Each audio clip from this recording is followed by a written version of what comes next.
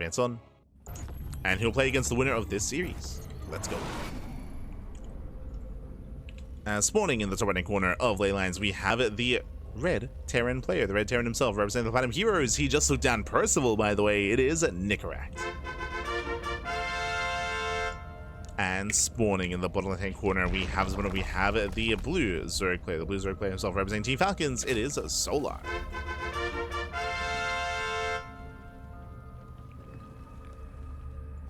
We go.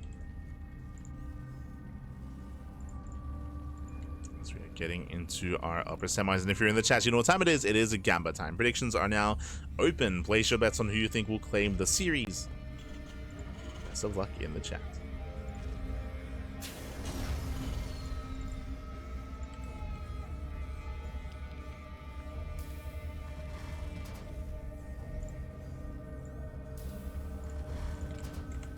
Luck. Sorry, just getting the raffle ready.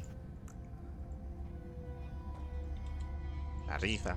As we have a Hatch Gas Pool, standard opener out of Solar. Likewise, we have Nicoract going for his own Rack Expand. Now, when it comes to TVZ, when it comes to our matchup here, Nicoract is typically very aggressive.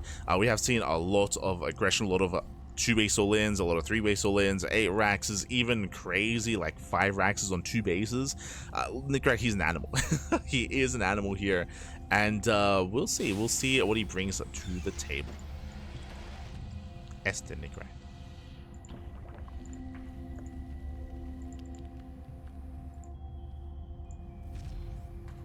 As Nicoract, he does go for his standard opener initially.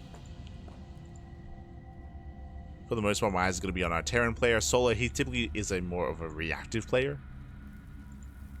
Typically does react. But here we go.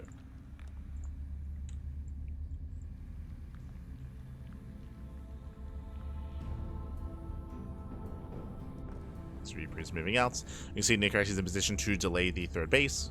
Solar, he is aware of the positioning of the SCV thanks to the Overlord, and he moves over towards the top side instead. Oh, it's going to be close, but the Reaper doesn't check the third location. Nicoract dips in. Solar will expand, but Solar forced to expand at a very awkward position here, going for the linear third. Nicoract confirms with the SCV. Nicoract is aware, behind this going for a third CC before starport. Economic opener out of our Terran. Does open up economically.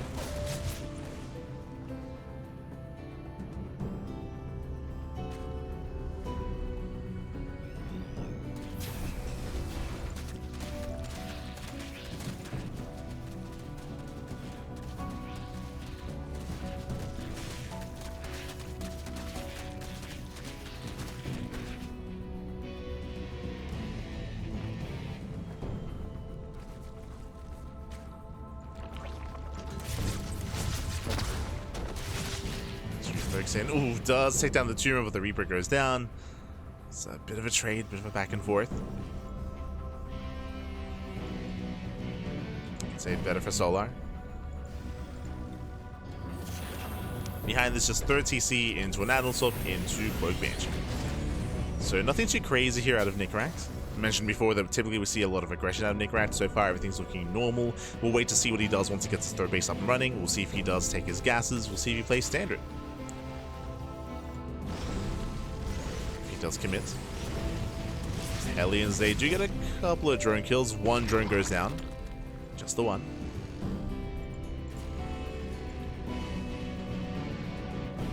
Nice pick on here by Nicoract.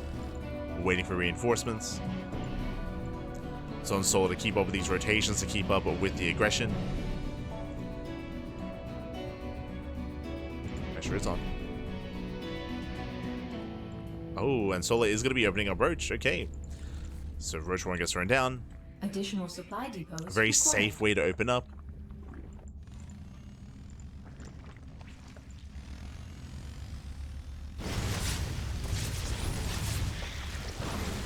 Let's do poke in.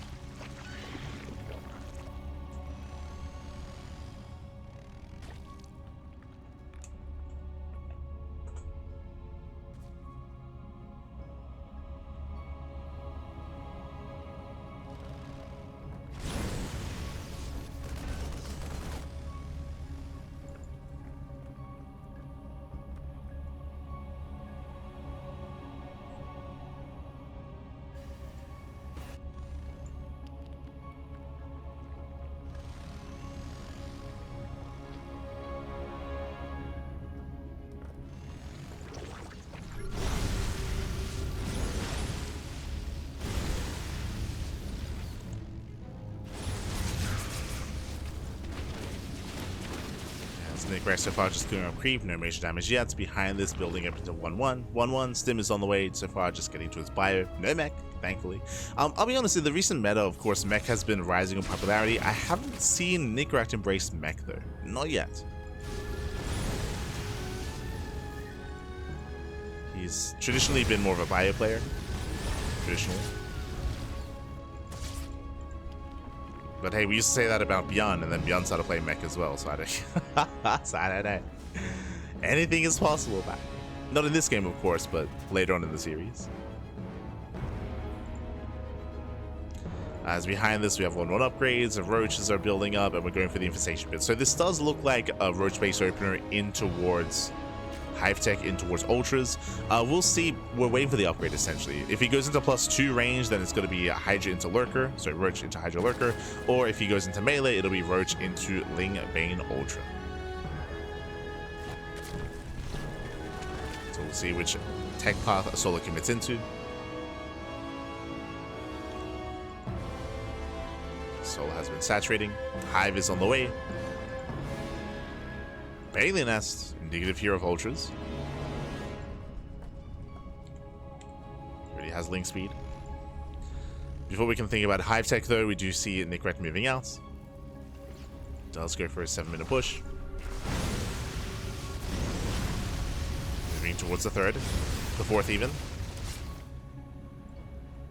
The last Solar's in position, he's ready.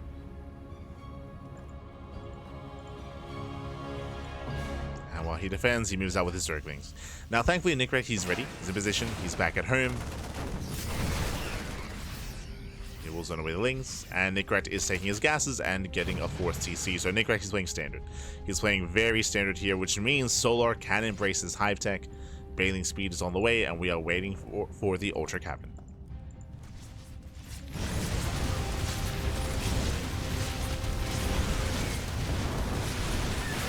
Aliens, they trade. They get 5 drones.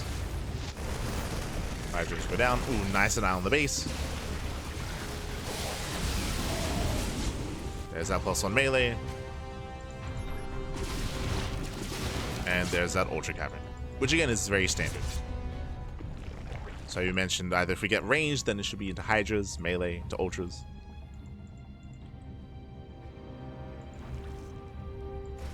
So Solar's big power spike is going to be Ultra Tech with Kindness Plating. Meanwhile, Solar out of position. Solar's not much at home to defend. But now he's distracted. Nicoract sneaking up on the 4th base. He sims in. And he can bring down the expansion. Can he get the mineral line? Stims in. The workers do get away, but the base will fall. A very nice pickup, very nice rotation. And Nicoract going in once again. Solar having a hard time keeping up, as that's going to be a cancel. Ooh, lose the Banshees. Banshees do go down. Creep is receding. Solar, he is hurting.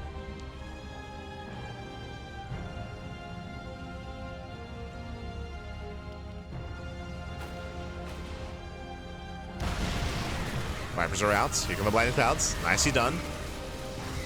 Blinding Clouds do connect. The spread is not ideal. So he holds. He defends. Ultra production has begun. Again, he needs a little bit more time for the Ultras and for Kindness Plating. Until then, he's stuck on 3 bases. The economy is not there. Nicoract has momentum. Now, based on this vision, he saw the Vipers, so he's aware that the Hive is done. True. Ghost Academy is on the way. He's working towards Ghosts, but they're not ready yet. There's going to be a window in time where Nicoract has to play against Ultras without Ghosts. It's not going to be easy. There's a scan, reveals the Ultra.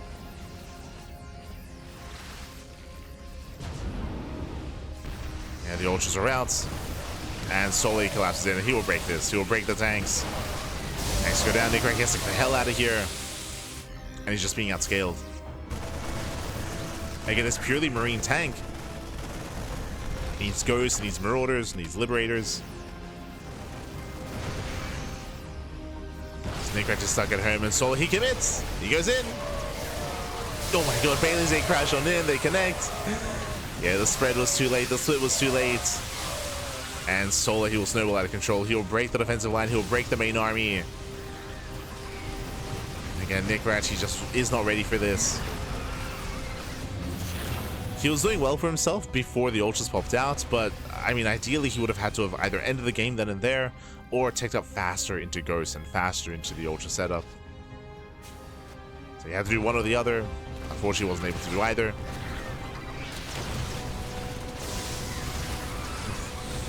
Planetary goes down.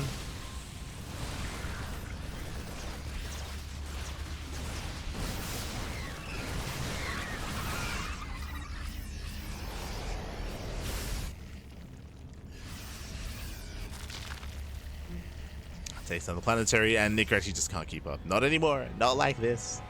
He's stuck on 3 bases. The upgrades are just getting better and better for Solar. Just catching it with +2. Just mass powerbomb on the Metamax. Oh no, the powerbombs. Jeez, so much damage. Yeah, the splits aren't there. They're actually insanely low. Oh, and the Banelings connect. Banelings crash in. Ultras push forward, takes down another mineral line. And Nicoract, he's on his last legs.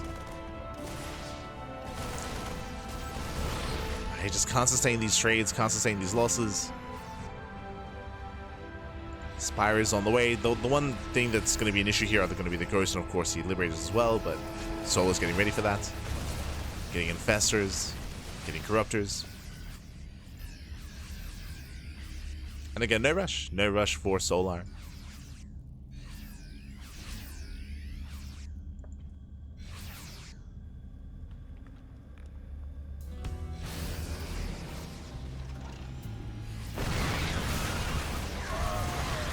Now we're moving in. Oh no, the Metamax still from earlier. All the Metamax are going down. And brutal parasitic bombs. And GG gets called. Solar, he will take a lead in the series. He will take game number 1. GG. Whew. GG, well played. We'll take a lead. A shout out to Nicoract though, because again, Nicoract, he was popping off. He was killing the 4th base, killing the 5th base. He was killing workers. He was pulling Solar apart. But as we mentioned, he had to do one of 2 things. He either had to kill Solar before Ultras, or he had to get ready sooner. Unfortunately, it was a late realization from Nicoract as to what was going on. It was a bit of a late realization that Solar was taking up. So he was late to react and to respond with Marauders, with Ghosts, with Marauders, with Ghosts, with Liberators. It was a late transition there from Nicoract. He was tunnel visioning a little bit too much, and he wasn't quite ready for that next step from Solar. It was solid play from Nicoract, but just yeah, wasn't ready to. He did kind of fall apart towards the end. And here we go. We're getting into game number 2. Going to be loading into Tokamak. Tokamak, of course, being one of the largest maps in the map pool, very defensive, known for longer macro play. Let's go. Spawning in the bottom left-hand corner of Tokamak, we have the red Terran player. We have the red Terran representing the Platinum Heroes down in the series. We'll see if he can bounce back. We'll see if he can tie things up. It is Nicoract. Spawning in the top right-hand corner, we have the South Korean Zerg player. We have the blue Zerg representing Team Falcons. It is Solar.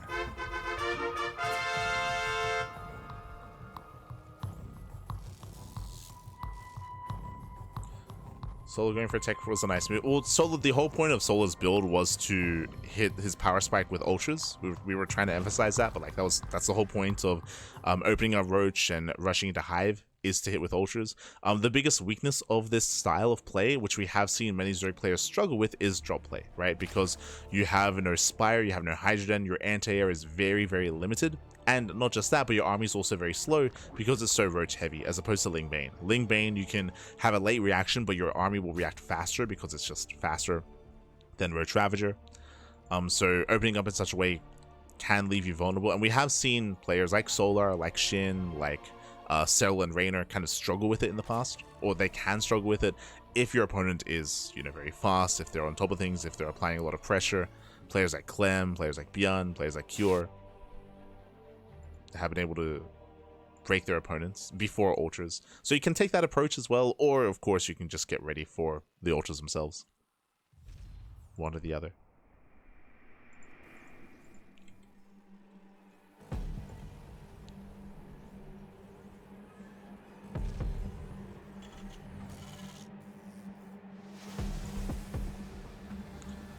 So again, the damage from Nicoract was good, but he needed more. He need more.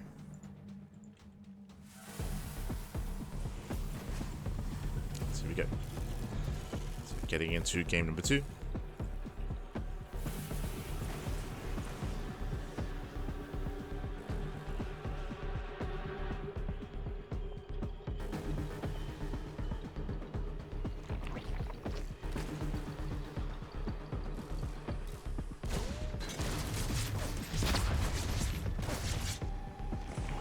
Nicoract pokes in, and we'll see if Nicoract does adjust here. Bearing in mind that last game, Nicoract, he played very standard, like as standard as possible. He went for a 3cc into Banshee, so 3cc Banshee into a 4th base, into Bio Tank. Like that is as standard as standard can be. Coming into Tokamak, I mean, this map also kind of favors that kind of play as well. Oh, let's go. That is not a starport. We do mix things up. It is going to be a 3cc 2-1-1. Second Rax is on the way. Nicoract, he's going to be going for a stronger medevac timing. No Banshees, no Viking, no Liberator, none of that. From here, we're going to be going into a 16 Marine sim timing with medevacs. Now, this will hit a little bit later than usual compared to a 2-1-1, right? A 2-1-1 does hit faster because you're not wasting any money on a CC. This is a macro variation of that with a 3rd command center. Now, there are some pros and cons to this build. The pro is you get to hit a strong time with Stim. Like, Stim is done earlier, your drop play is available earlier as well. True. The downside is your Hellions. You're going to have less Hellions compared to a standard 1-1-1. So the Hellion count is going to be much lower. I believe you go up to 4 Hellions before the add-on swap. Yep, there's the add-on swap to get out of Hellion production. So it's going to be a low Hellion count. That means there's going to be less to apply pressure and less to deny creep. And also less to potentially get into a mineral line to roast up drones. So that is the one big downside, is you have less of a map presence. So 4 Hellions, that's all you got. Meanwhile, early Roach 1. Early Roach 1 out of Solar, Roach production has already begun. Getting up to 6. Behind the Solar's droning, so he can go for a 6 Roach move out. But he's macroing behind it.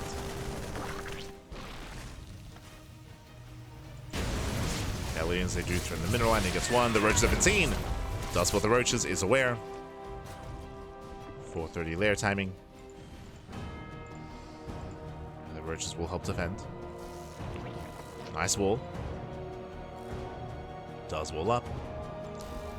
Behind this, we spoke about that timing. Stim is almost complete. Medevacs are on the way.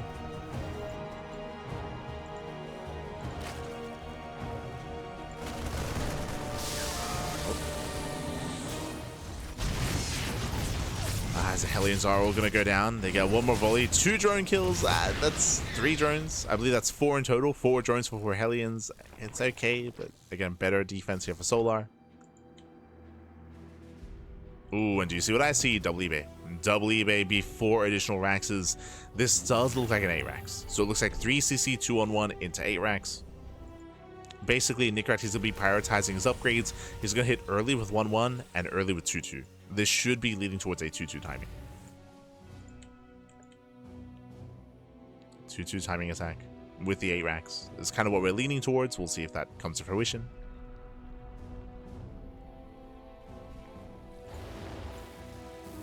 Nicoract boosting into the bases. Now it takes a long time for the Roaches to rotate. The Roaches, they pop out of the eggs just in time. 1-2 Roaches go down, but the boys are pulled away. And Solar will defend. So he defends the main. Nicoract hunting for creep, hunting for overlords. We're getting up to 5 Raxes, and we're expecting another 3. We're expecting, say, here another 3 Raxes. Oh, never mind. He's taking gas. Never mind. Gas is on the way.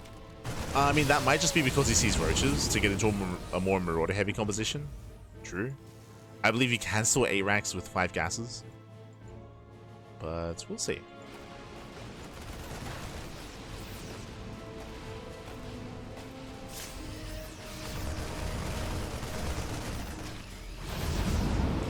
We'll see if that is just for Marauders.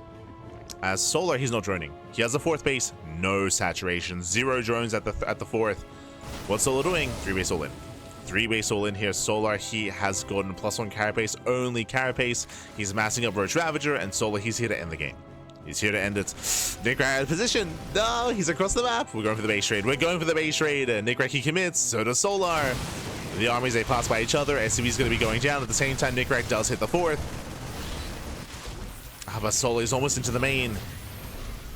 We have to buy time. Nicoract does siege. The wall is solid. Oh, but there are roaches at home. There are roaches to defend. Likewise, the tank does hold. And Nicoract, he's racing back.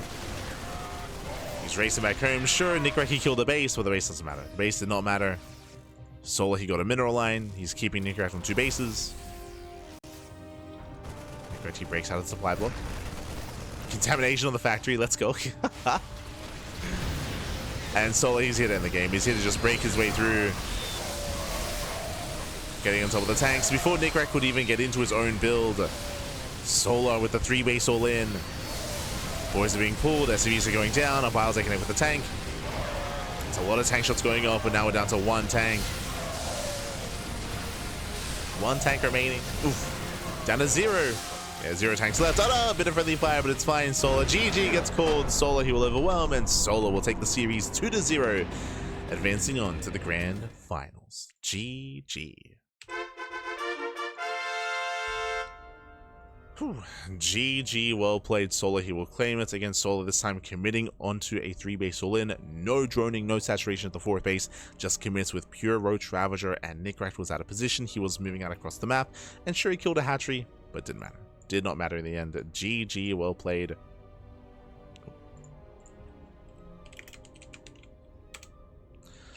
GG, well played. Congratulations. And with that, we are going to the grand finals. We're heading over to the green server. Let's switch our scenes over and catch up on the bracket itself.